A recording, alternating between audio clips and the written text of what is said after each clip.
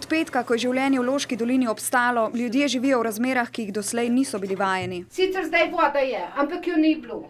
Imam zdaj vodo tle za WC, za vsak primer, če še zmanjka. Jožica, ki živi v bloku v Starem trgu, se mora znajti tudi brez elektrike. Imam plin za tale štedilnik, pomivalc nedelja, na roko umivam, odkuno, ki je. Drugače imam pa tole pečko.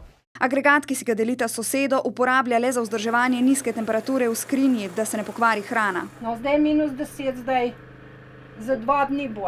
Na bankomatih ljudje ne morejo dvigovati denarja, banka je zaprta. V trgovini lahko kupujejo le z gotovino. V Mercatorju imajo kruh, sem ta trenutek ga še ni pripeljal, ne. Bodo ga pa delile, sem žela pa sem toast. Le nekaj kilometrov stran, v Babnem Polju, pa so ljudje že v vrsti čakali, da se je danes le za 2 uri odprla trgovina, kjer so lahko kupili najnujnejše stvari. Kaj rabite predvsem? Kaj vam manjka? V Babnem Polju, kjer so mraza in snega vajeni, takih razmer še niso imeli.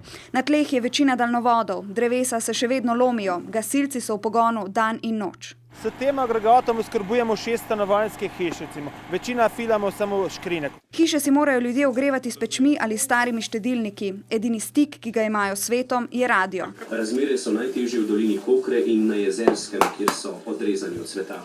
V Loški dolini so zaprte vse šole in vrtci. Ker ni elektrike, je delo oteženo tudi v zdravstvenem domu in lekarni. Recepte na roke pišejo in tako. Na bencinski črpalki vsak lahko kupi največ 5 litrov bencina, da ga dovolj ostane za gasilce, ki ga potrebujejo za agregate.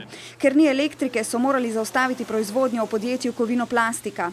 500 delavcev se bo na delovno mesto lahko vrnilo, ko bo prišla elektrika. Te pa vsaj še teden dni v Loški dolini ne bo.